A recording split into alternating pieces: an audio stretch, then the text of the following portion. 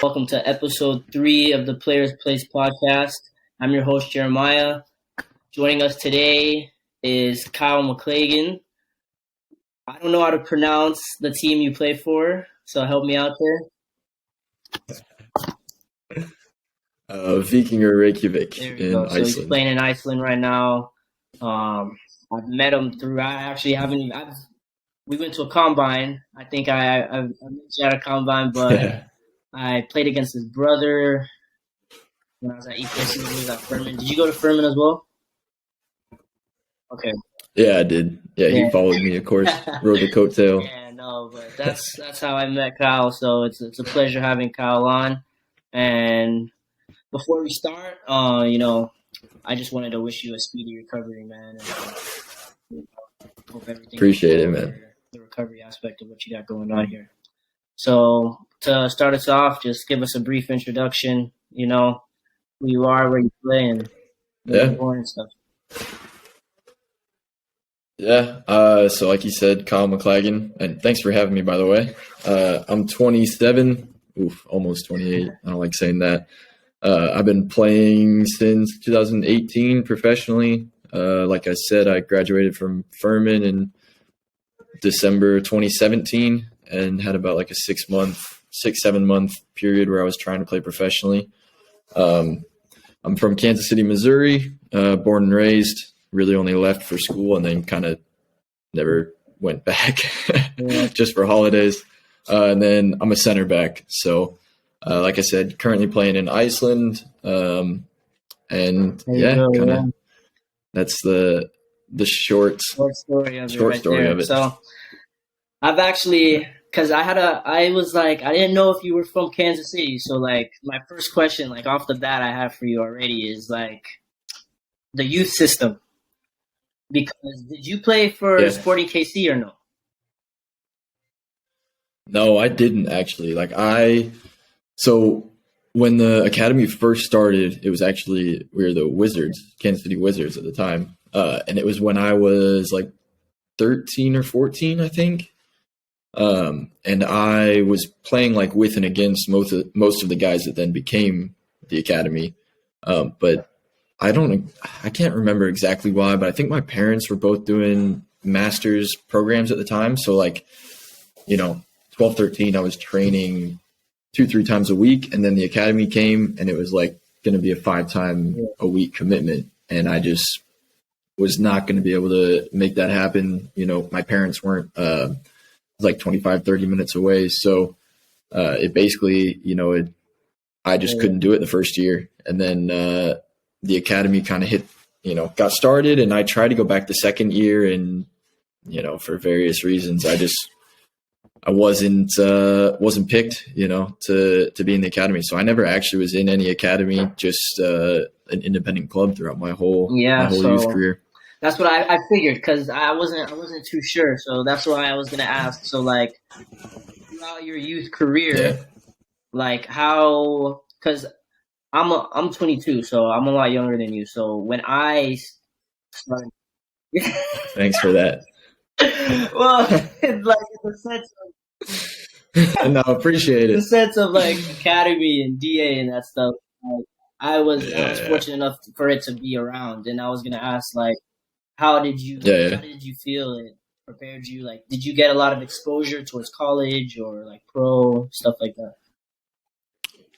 Yeah, so like before the academy, like PDL or not PDL, ODP. There we go. One of the 3-letter acronyms. ODP was a big thing and like a big way to be seen and in your region and nationally. So I did ODP and I went to regionals a few times, but I was a late developer, so I was always kind of a smaller kid. So I didn't actually have much interest. I personally didn't have a whole lot of interest in going into college up until like my junior year of high school. And then on the other side, I didn't have a whole lot of interest in me up until like my senior year. So like I said, I was a late developer growing and getting into like the college recruitment side of everything. So I really only grew like this summer, like the start of my junior year in high school. And that was when I like grew into how tall I am now, basically. But I grew in like 3-4 months, so then I had to basically like figure out how to use my body again. Center back? So, I was more of an outside back when I was younger, but don't have the technical ability to continue playing outside back. So, yeah, I made the transition to center back like in high school, and then ever since been a center back. So like when you've like so what you're telling me is like before you weren't really interested in like playing at the next level, like you weren't interested in going to college and playing? I mean, both my parents were footballers and both were coaches and everything. So like I grew up around the game, and it was always like it was always a dream, of course, to play professionally. But it's not like it was like a clear path and a clear like. It's not like I always thought it was achievable, And up until like kind of junior year of high school, I played football just for the fun of football, like the social aspect of it as well. And even in college, like. I loved the social side of school as well. So like football was always like I enjoyed football the most, and football was like why I chose Furman. But it was always kind of I love the social side of it as well. So like when it came down to picking university, like it basically came down to like a roster spot at Furman University and at Creighton. But like up until that point, it was kind of like not even sure I was wanting to play in college, because the recruitment process was so painful for me. Like I had interest from some local D2 and D3 schools, but like in my mind, it was D1 or I was going to college for fun, So yeah. So, when it came down to it, like I just felt like Furman was the right fit. I'd visited there and, had a connection there. So it was, I ended up just rolling with that. And when I went to Furman, it wasn't like I got there my freshman year. It was like, all right, I'm going to do everything to become professional. Like I really only turned my sights to that, like my junior and senior year, when I thought like, I've had a decent college career. This could actually be a possibility.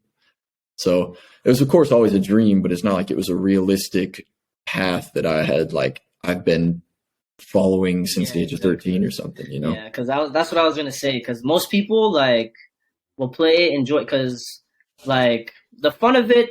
I won't say you ever stop having fun, but like sometimes sometimes it starts to disappear a bit, and like people. Yeah, I mean, it becomes a real job now. Like it's my job, So I still love playing football and I still enjoy it, but there are times where even when you don't enjoy it as much, you don't really have like the choice to stop. It's a job now. So I get what you're saying. That brings me to it. So like leading up into college and like getting to college, like what was your biggest motivation like growing up? What really kept you going throughout the years? I just loved playing football, and like I always felt like I had a chip on my shoulder no matter what level I was playing at, like even to this day. So, I mean, honestly, just my love for the game and also kind of like a bit of a fuck you. Like I'm just going to, people are saying, he's not good enough to play at the Division I level. So I did it. And it's like, but maybe not good enough to play professional. So I did it, and then like, he'll just reach a certain level. So like, I just plan to keep moving forward, like that's just kind of, I've never been much of like a big time planner. I'm more of like a month by month, like keep your head down and just keep moving through things, So that's just how I've always been in life and in football. So plan to just keep doing that. Got you real far, man. I mean, it's good not to look too far. You don't want to look too far. You gotta go day by day. Yeah, I mean, especially like being a footballer like that as your career, contracts are a year or two. Like it's easy to think 3 years into the future and like, I have no idea where I'm going to be and all this. But like, I like to just think season at a time, contract at a time, I just believe that things will kind of work out, So I was going to say, so like, how was your mindset? Because obviously, you chose Furman and you didn't have a lot of interest, like, going into college. And that happens to a lot of people. It happened to me. That's why I ended up choosing ETSU in the same conference. So Yeah. that was the same exact reason, and I fell in love with that school as well. So when you like senior year of high school, when you like told yourself like, I'm gonna go do this, gonna go play college, did you ever think big? Like, did you ever think Yeah. ACC, Big Ten? I never had the interest from those teams. Like even as, it would have been like enroll in a school and show up to like open tryouts if they had them and Yeah, like yeah. try and do it that way. So like, Creighton was a big soccer school at that time. And like, it kind of was like my second choice. But just when it came to it, it was like, yeah, Furman's a smaller school. I felt a connection there. And like, I saw myself playing there earlier than I did it at a bigger school. Like I honestly never been on the bench in my life. So I wasn't too keen on going to Creighton and sitting around for 2 years waiting for my opportunity, And like it's not to say at Furman I felt like I was going to walk straight into it. Like I got a bit lucky in my situation, but I just felt like my path to being in the 11 was going to be shorter going to Furman. So I was gonna say, so what do you think your biggest challenge was from going to club soccer and ODP and that stuff, and then jumping to Division 1 college? Gotta think about that one. I mean, Yeah. it's just a different game. It moves at a different speed. You go from playing kids your age, basically, like within a year up and down, to then playing full grown men. Like we had a guy on our team who graduated at the age of 25, so like, you're going in 17, 18, just like maybe I was on the tail end of puberty still. And like, you're going up against men, so like, and there's plenty of, there's some advice you can give for that, but it's just like trial by fire, basically, like you just have to learn how to adjust to that game. And really like how quickly you can adjust is the determining factor, like you just keep getting up and learn how to use your body and how to fit into the game. Like that's the biggest, barrier. But like, if you can adjust quickly, then you can adapt and survive. A little bit off topic right now, just a little bit, because I remember you said. So, are both your parents, are they coaches now? So my dad still coaches, but he grew up born in Scotland, grew up in England, and played through university, and then actually played a little bit indoor in the U.S. And then my mom was a baller, and she played at George Mason for 2 years, and then blew out her knee. But she was like she was in like kind of the national pool with like the golden generation of U.S. women's football, So like she was a baller, and then both my parents were coaching up until probably like when I was 5 or 6, So like I was just always at the field, with their teams, and we had a tournament every weekend. But yeah, they were both. My dad still coaches, like I said, but at the time they were both coaching when I was younger. So like always had a ball at my foot, just always at the pitch doing something, So because my dad's a coach, and did you ever play for your dad or no? I played for my dad for like 6 months. And then he was kind of like an assistant coach for a couple years. But I don't know why, but I just I never like wanted to be coached by him. And like, I just never wanted to be told by him, but my brother did. So like, I do regret it. Yeah, like I wish he knew what he was doing. Like he's obviously a good coach and was a good player. So I don't know why I didn't use that to my advantage more. But kids being kids, I just didn't want to be told by my dad. I was gonna say, man, because I was like the same way. Like I'm like, you don't know anything, but like he damn well bunch, So.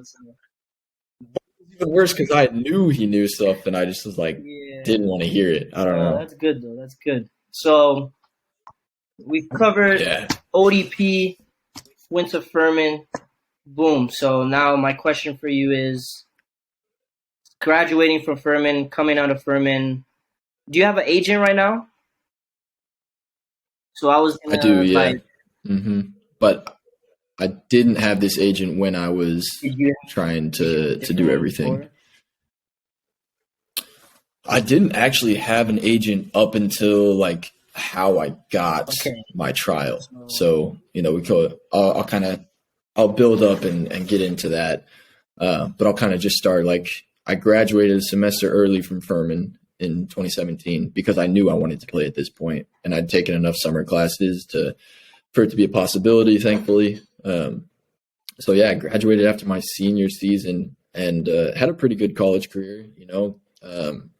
I had accolades just about every year. Was part of a good team for the first 2 years, and then we were a solid team my last 2 years.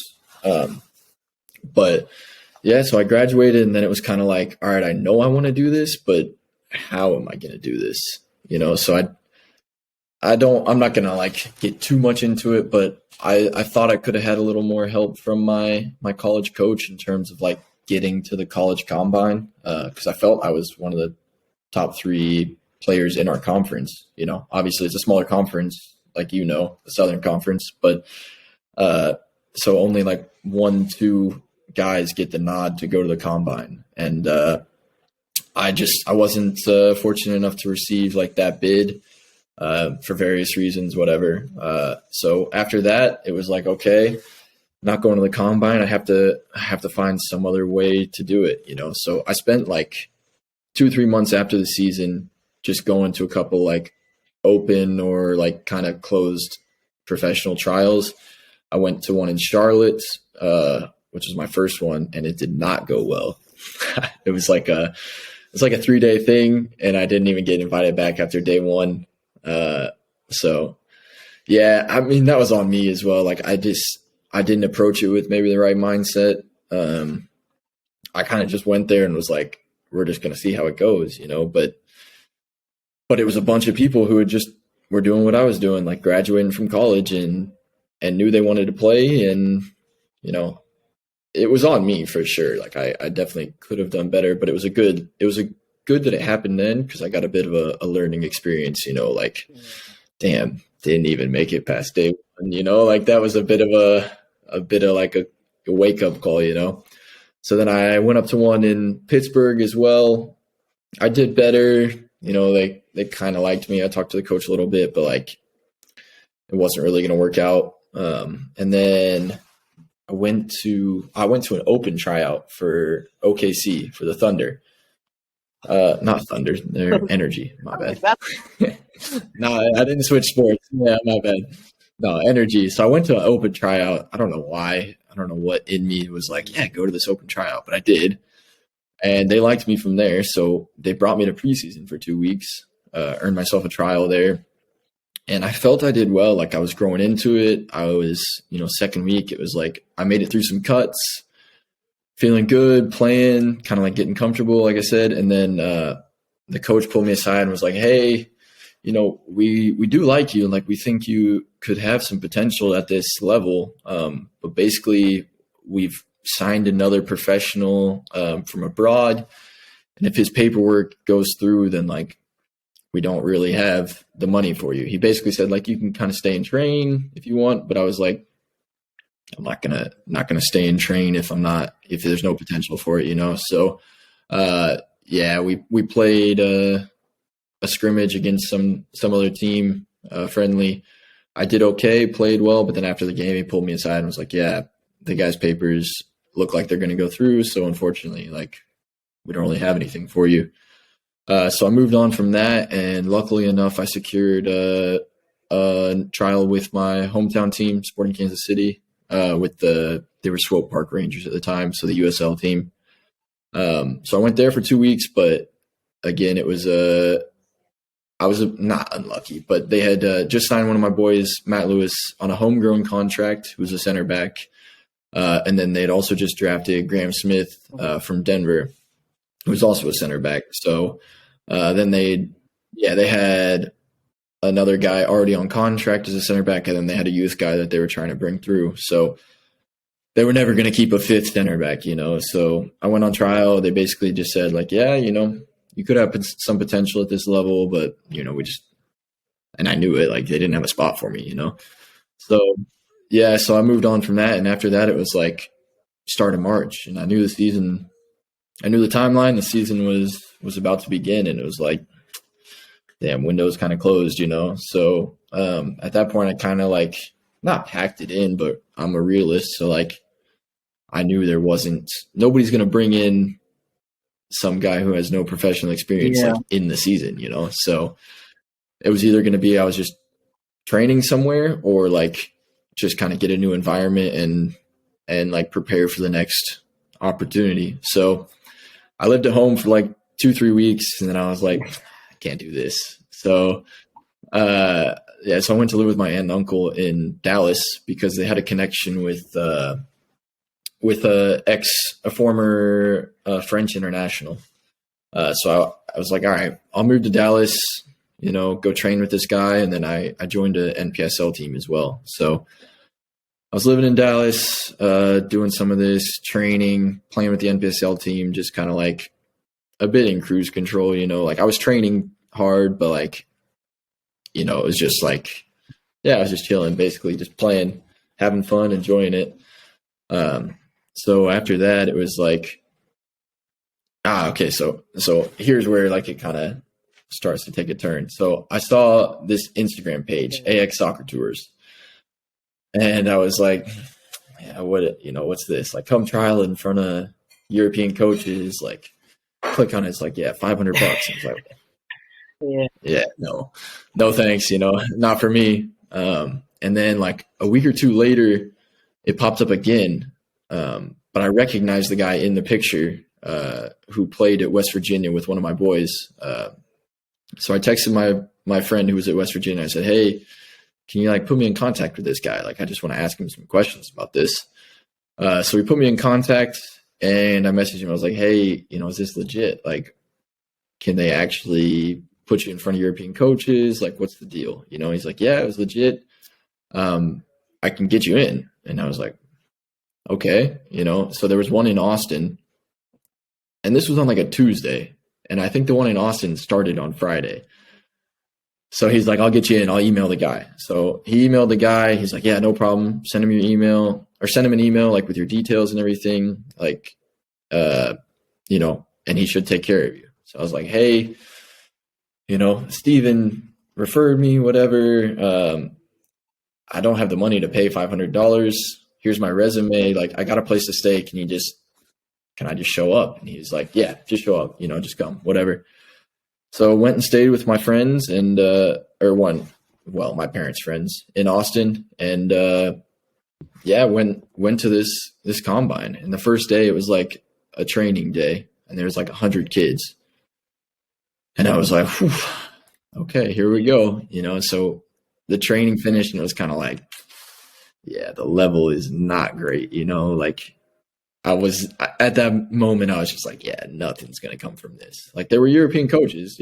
But what European coach is going to look at this level and be like, I need that kid, like, so in my mind, it was kind of like, whatever, just enjoy it. So there's like 2 more days of just playing. So I basically just went, enjoyed it, made friends, like had some fun. I played as a midfielder, I think, for a little bit, just kind of messing around, to be honest. And after it, the coach, the technical director from the club that I actually then signed with came up to me from Denmark. And he was like, hey, we might be interested in having you in Denmark, like for a trial.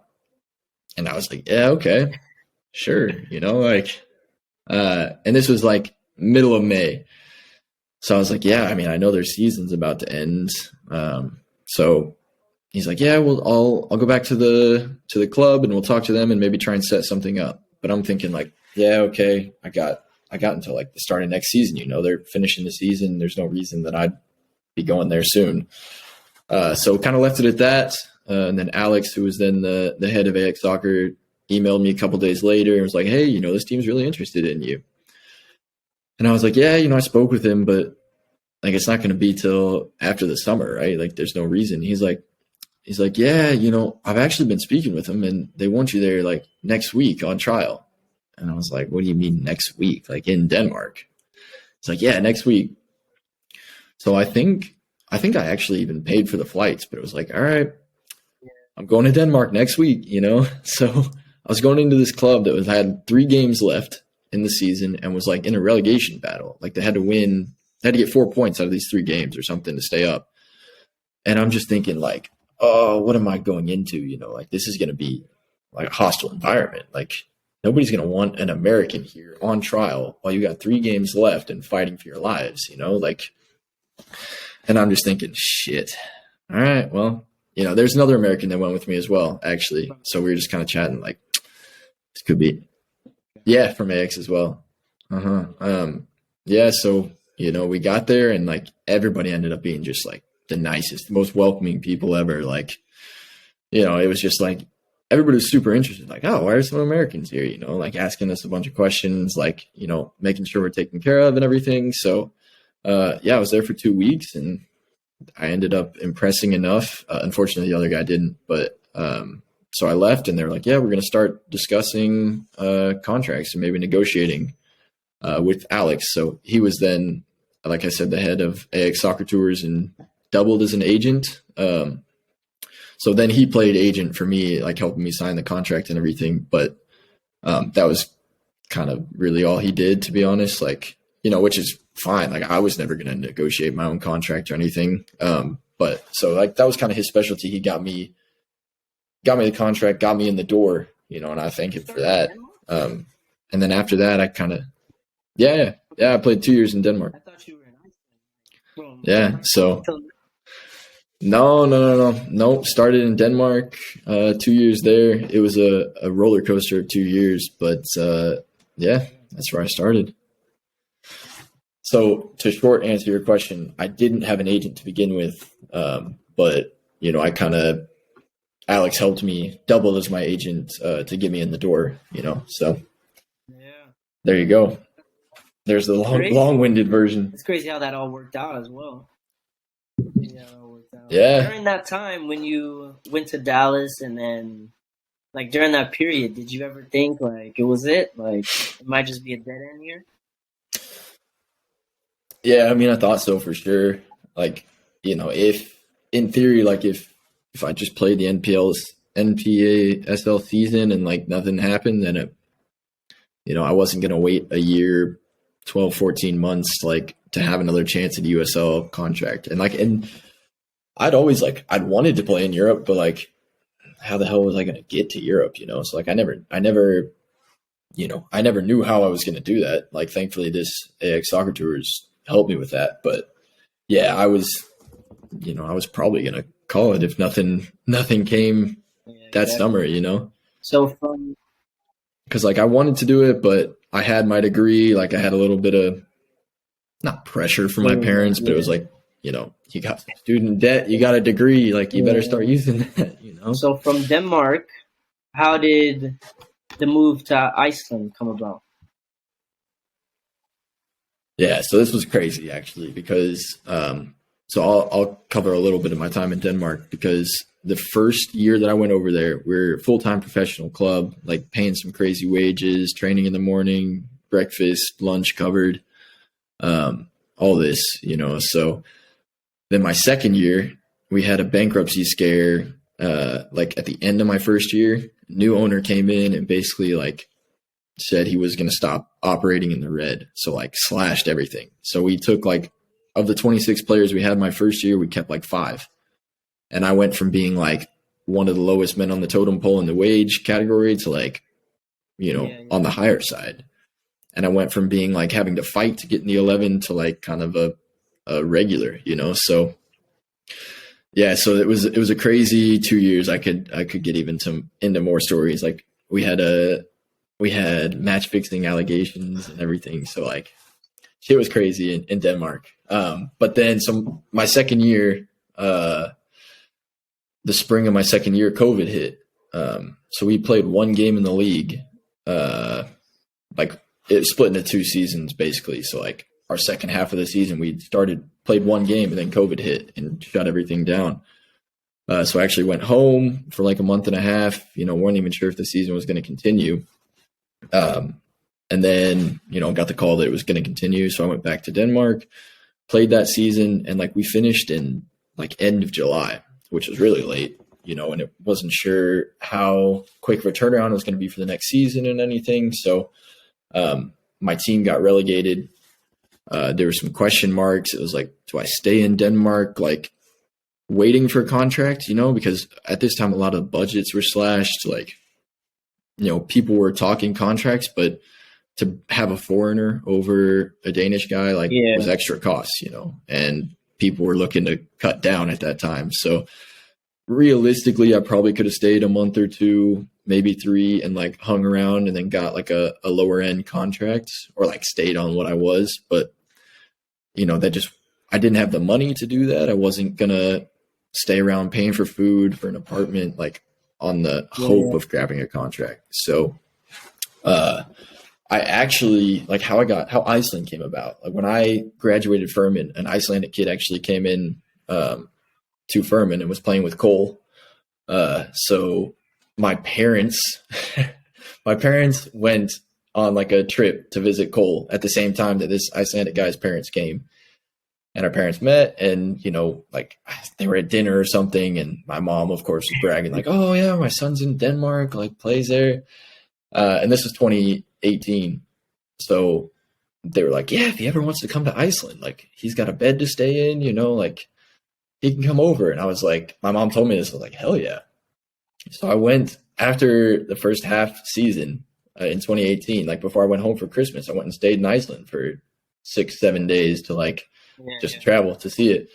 So I met them, they're the nicest people ever. He's well connected in the football world here. So I was just here 5, 6, 7 days, heard all about that, all stories about Iceland in 2018. And then that was kind of it. But then in August of 2020, when I was thinking about contracts, I gave him a call and I was like, hey, can you help me get into Iceland? I need a contract. Can you just help me find anything? And he was like, just so happens I'm the assistant coach at this team right now, and we need a center back. Yeah. So after that conversation, it was 36 hours I'd signed and was on my way to Iceland. So 12 hours of negotiations, and then 24 hours to pack and get the hell out of Denmark. So yeah, I went to this team. They're on a summer schedule, so it's not like the European schedule. We play from March to the U.S. schedule. We played from March to September, October. So I was coming over in August for the last 6-7 games of the season, maybe 8. And they were in third place. 2 teams promoted. So this was the second tier at the time. 2 teams promoted to the top tier. And my thinking was yep, I'll go here, play 7 games, get promoted, and I'll be in the first tier of Iceland. Yeah, it's just shit, okay, sign me up, So I came over, played 6 of the 8 games. I think we had 2 left, tied in points in second place, and they canceled the league because of COVID. 2 games left. We played the first place team. Whoever won this game was getting promoted, And it was shit. So they sent the other team up instead of us. Chaos. Yeah. So it was you gotta be kidding me. So I went home, hadn't signed a contract yet, or re-signed, because I was thinking I didn't play enough games in Iceland for any top team to pique any interest or anything. I didn't know what I was gonna do. I couldn't go back to Denmark mid-season, So I was just kind of home 2-3 months. Luckily enough, I played I think this was my first year. I played indoor with the Kansas City Comets, my local professional indoor team. So I was still playing, staying fit, making money, and that worked out, And then mid-February, I basically agreed to terms with my team in Iceland. It's all right, yeah, I'll go back for another year. Just have to do well and go from there. So yeah, so went back, and we basically just had one of the best seasons in that league in Icelandic history. Didn't lose a game.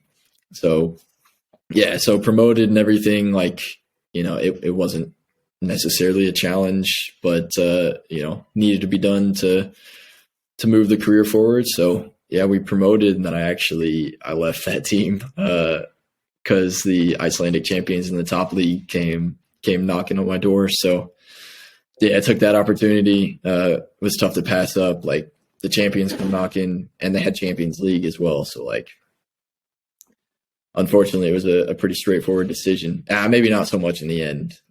My team made it hard, but yeah. So then that's how I ended up where I am, what club I'm at today. So these stories you're telling me, it's like it's like right place, right time, almost like even with your parents, right place, right time. bro, that's Yeah, half the challenge. Like, I credit my parents so much because they let me, like, chase this opportunity for a little bit. Like, they basically funded me. I didn't have a job. I wasn't working on the side, like, I was pretty privileged in that aspect of them just, like, kind of bankrolling me for a little bit, letting me chase my dreams, because they understood it as well, like, as footballers. But yeah, like, I mean, that's half the challenge in football. Like, you can have enough talent and be good enough to play, but, like, the timing doesn't work out. Like, the club you're talking to doesn't need that position. You're like, they don't have the money at that time. Like, it's a bitch, but timing is half the trouble in football. And, like, I've been on the wrong side of timing as well. So, yeah, you've seen it you before. know, it's just, Yeah, yeah, of course. Like, when you happen on the right side of it, like, stuff moves of quick in course. this profession. So it's an Mhm.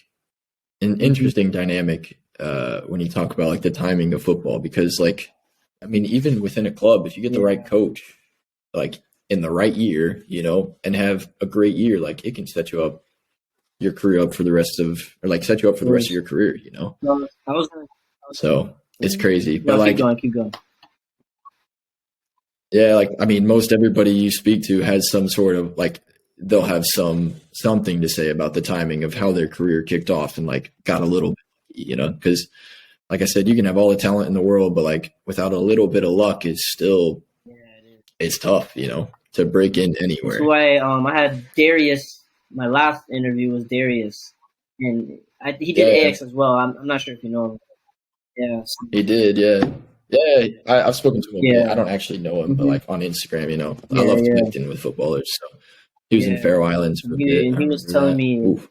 he got a little lucky as well because when he left Faroe Islands because of COVID and he was at home, his Yeah. old youth coach ended up buying a club in Brazil, and now that's the team he's at now. Like it was just they, Oh, he yeah, bought it Santos. was crazy. And so, he bought it. That's He's the crazy. owner, and then he put him on the U23 team just like that. So Yeah, that's sick. Because I saw that move, and I'm yeah, thinking, how the it hell did was he get we went from like Faroe what? Islands.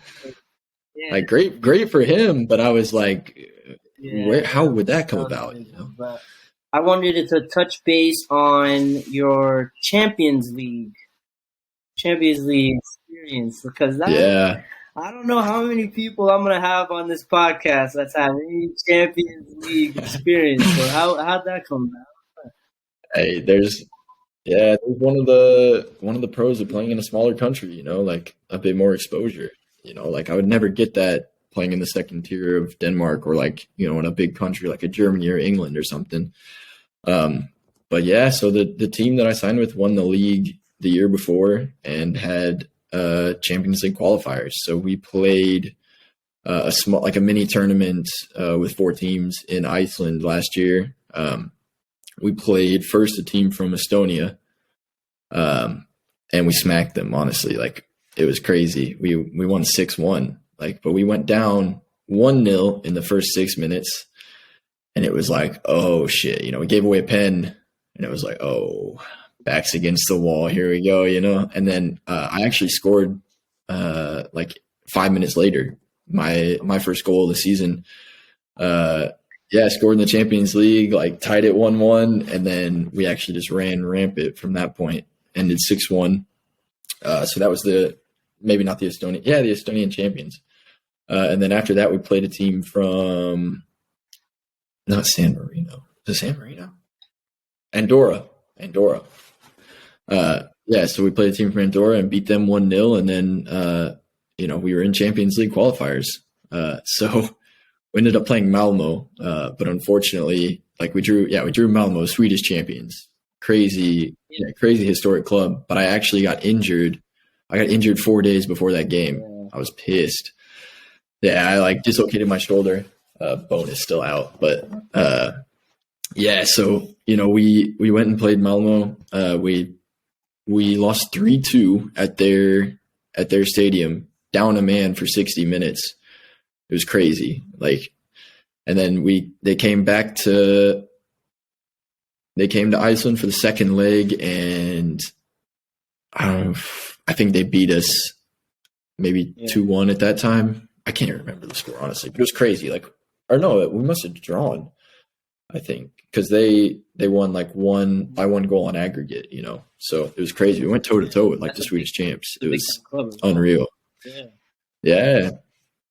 So we dropped out of Champions League qualifiers, and then we were we skipped over Europa League. I don't know how that shit works, but we went to straight to Conference League. So then we drew the Welsh champions, the New Saints. So we went and played them in a 2-leg game, and we beat them at home, and then we actually went we didn't beat. We just drew them at their place. So we advanced there, and we're waiting for the draw, and it was like there were some crazy teams we could have played, like some easier routes, and like the one to avoid was like, all right, let's not play the Polish champions, because like just avoid them. Avoid Lech Poznan, like please. Draw comes out, Lech Poznan. Oh, fucking hell, man. So they came to visit us first, and we actually beat them 1-0 on our home pitch. Like this is a massive team. Like these guys are earning 20 times our wages minimum, basically. So like it was crazy. The biggest so the 6-1 was like the biggest margin victory for an Icelandic team in European football, and then this was like the biggest like difference from ranking. They were ranked in like the top 40, and we were like 252 or some shit. So like it was the biggest upset in Icelandic football history to beat them 1-0. So we took a 1-0 lead into Poznan. Like we traveled there and played in front of like 18,000 people on their massive pitch in their big ass stadium, and it was crazy. Like they scored. Yeah, they made it 2-0. Like, they were handling us. It was a different animal, different team than we saw at our own pitch. Like they took us lightly, to be honest, in the first game, and we got a bit lucky and put one away. But in this game, it was 2-0, and they were kind of dominating. But last 10 minutes, I was dead. I could not run. Like I don't know if it was the pitch, like it was grass, whatever, and probably. I think it was bigger. Like it was just, massive stadium as well. So it was like, it's just a lot of factors, but I could not run. I was dead, bro. And we scored to make it 2-1 in the 93rd minute, like last kick of the game. So then it was even on aggregate. So we went to extra time, and we scored, and both me and my other center back, like we scored, and just like, collapsed onto the ground, like dead tired. So we went into extra time, and they ended up beating us. I think they scored 2 in extra time, but like, so they advanced, obviously beat us, but they were struggling in the league at this time. Like they wanted their coach fired. Like we got them at the right time. So their fans were like hostile towards them, like whistling at them, yelling at them. When we beat them in Iceland, like the Polish fans that were there, like they had to answer. Like they were standing in front of the stands and like getting bitched at, yelled at. Like it was crazy. Never seen anything like it.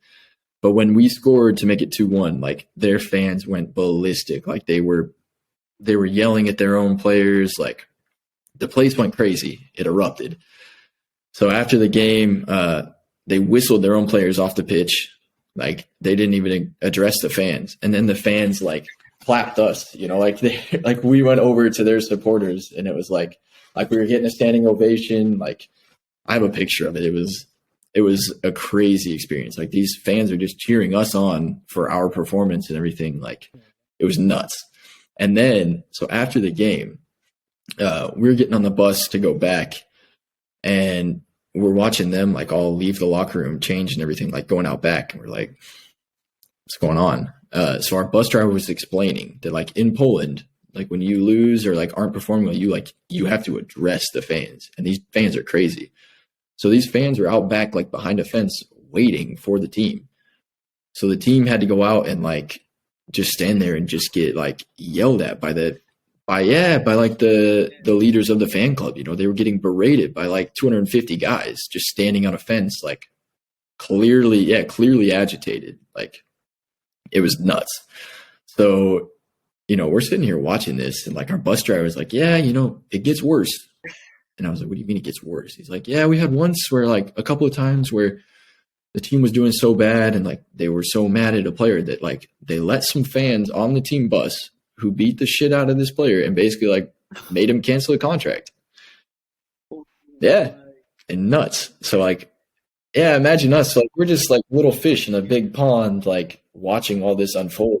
And like, oh my God, like these dudes are just getting like verbally assaulted by their own fans because they played us close, like a team from Iceland who shouldn't have been on the same pitch as them, So like, it was nuts, man. But yeah, so obviously that was my European experience. It ended after that, but it was crazy, man. We traveled to Malmo, obviously played in front of 12,000 fans. Went to TNS. That was a different environment, but like an important game that we won. And then we obviously got to play in front of the Polish fans, which was just nuts. So like an experience I'll never forget, and I would never trade for anything, That's sick, bro. It was crazy. That's sick. I mean, it's a bit scary towards the end of that story there, but that's sick. I mean, we were never in danger, like if we won, maybe, but like, it was much better to see it from the other side of it rather than having to be one of those players. But yeah, it was crazy. Like, the story was crazy. Could not believe what our bus driver was telling us. He's like, yeah, they just let some fans on the bus. It's like, shit. Okay. All right. So as we wrap up, I don't want to hold you too long, but I got so much to add. I got a couple more questions for you here, but bro, I got nothing but time, unfortunately. I wanted to touch on that as well. So yeah, of course. How's the knee injury been going? Have you had surgery yet, or? No, I got surgery in a month. I did my ACL and my MCL, unfortunately. So like I had to wait for the MCL to heal itself a bit before I can actually go to surgery. Otherwise, like it just makes rehabbing that much more difficult. So yeah, for the listeners, I tore my ACL 2 weeks ago in a game, like our last like preseason game before the season, unfortunately. So like it was gonna be an exciting season, a fun season, and like honestly, probably one of the more important ones. Not probably. It was gonna be the defining season of my career potentially. So yeah, tough to have this injury, like, looking 9 to 12 months out from football. So it's nothing that I've ever experienced before.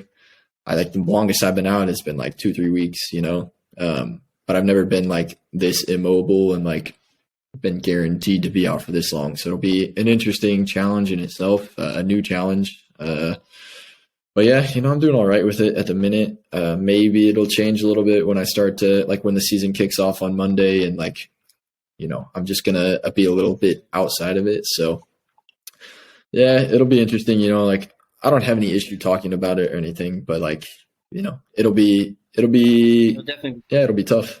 There's no other way of putting it. I was going to say, your girlfriend that you mentioned, is she from Iceland?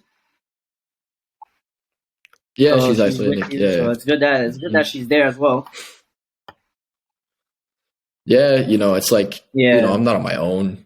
I have friends in Iceland, my teammates and everything, a couple of guys I know through football, but like, yeah, it's going to be, it'll be interesting. Like I'll get to kind of maybe enjoy a summer like I probably wouldn't if I was playing, go out for some beers on a Friday night or something, like, enjoy the sun, maybe not be like so held down by football. So, I'll get to experience different things. So it perspective. is what it is, you know? I mean, it Yeah, obviously of sucks. course. You obviously Of want to be course. playing, obviously, but it's all perspective. Whatever Yeah, gets for you through, sure. So Of course. now, with being how long have you been playing in Iceland for? Oh, longer than I ever anticipated. Uh, yeah, I've been here since like the end of 2020. So this was like, this would have been my Okay. third full season. So coming in Yeah. after the season, well, yeah, after last season, do you feel that you met you met all your goals that you've set out, like you achieved much, or you think there's more to come? You mean like Yeah, my goals for my well, career or like the yeah. goals for So the like, I season? know you probably definitely have some individual goals you have. So like I was saying, like you've met most of Yeah, of them course. season by season. Like, yeah, I'll start with this past season. Like I had some personal goals. I played in Champions League. I played in Conference League. Like we did well in Europe, but we finished third in the league ultimately just because like we were exhausted. We played I think 42 games. So like we just didn't. Yeah, we didn't have the squad depth for all of it, and so like personally, I was in the team, but I maybe wasn't like as dominant as I would have liked to have been. Like I established myself in the league, no doubt, but I wanted to become like this year was going to be to become like a bit of a standout, where I was in team of the week a few weeks, like, just becoming like an established like force in the league, So in that sense, last year, like, crazy experiences, wouldn't trade those. Like definitely met some goals in that arena, but I just wasn't like as dominant as I wanted to be, So yes and no, met some goals from last year, and then in terms of like career goals, I just want to keep moving forward. Like my goals have changed year by year. Like when I first went to Denmark, it was like I'll play until I'm 26 and then I'll go back and get a job. Like just play a couple years, say I did it, whatever. And then as I found some like more and more success, it was like, yeah, I can keep playing, So yeah, I'll play it till like I'm 30, and then I'll try and go back to the US and maybe play there a year before I like start to get a job. And now it's kind of like, yeah, okay. Before the injury, it was like I'll just keep rising in Europe, and like if I can get to like a good league in Europe, and then like potentially turn that into like an MLS contract, like that'd be sick, Like maybe I could play until I'm 33, 34, like and end my career kind of in the US where my friends and family can actually like see me play, and know what I've been doing. So, I mean, I still have, like I said, they change year by year. I didn't have like any set goals except that I wanted to play. And then once I played, it was like, okay, can I play at a higher level? And it was like, can I keep moving up? So the goals are ever changing. If I were to retire at the minute, like I would, and I wouldn't be satisfied. Like I made it to where I wanted to. I played in the Champions League, but like there would always be the question of like, could I have played higher? Like could I have kept going? So I think that's just like the nature of an athlete. Like once you get a taste of something, you turn your head for the next thing. Like you just want to keep moving forward. No athlete is just like satisfied with the basic, like with the baseline. So I guess in short, yes and no with my goals meeting them. Just say years down the road, what are you interested in? Like say after you hang it up, what are some? Yeah, I'm a business mind. Like, I'm very like interested in my own personal finances. Like I track all my earnings and everything like on an Mhm. Excel sheet, like how much I'm investing a month, how much I'm saving a month, like what I'm spending, all that. So I'm very interested in like the personal finance side of things. Like I like to invest, and I want to help people with their own money. Um, so yeah, like if connections work out, I'd like to do something like that, like some financial planning type of thing. And if I could tailor it to athletes, that'd be like the dream. But that's kind of why I want to Yeah, exactly. Like that's kind of why I want to play in the US before I like actually retire and get a job, because like just I have connections now, but they're in Europe, in Iceland and Denmark. Like, how much am I really going to be able to use those? So like if I could play a year or two in the MLS or like the USL and make some more connections there and like turn that into a career like after, I think that's like the best bet for myself. Um, so yeah, like, short term down the road, I want to do my own podcast, and I want to eventually like help footballers like myself and yourself, like be more money conscious and like kind of understand what they can earn in specific countries and like how to keep your money, like, because some people just believe the money's going to keep coming in, and at some point it won't. So like, have you saved that money? Have you put something aside like to survive after, And I'm actually, like, interesting enough, I'm going to have this issue coming up soon, because I'm going to be out of contract in October and obviously won't be able to play until like February, March, April of next year. So like I could be looking 5-6 months without football income. So, it's going to be a challenge in itself for me in that sense. And I'm fairly prepared for it, but some players wouldn't be. So I'd like to kind of peel back that side of this profession, ideally. If my mom watches this episode, Kyle, she is just going to see. Because when it comes to my mom preaching, man, my parents, money management, money management. It's huge. Yeah, I mean, it's all good and well if you get money, but like you got to keep your money, So the last question here. This is gonna be this is the question I ask everyone at the end. But what's been your most memorable moment so far being a professional? I gotta say, I'll say first was my first goal in Denmark. I was like, my first 3-4 months, I struggled. Like I felt like I was one of the worst players in training, like was not doing well. And then I got my first start, my first opportunity, because our captain was suspended. And we went away to the third place team in the league. We were towards the bottom, and like we went there. I scored to make it 1-0, and then we ended up smacking this team like 6-1 or something.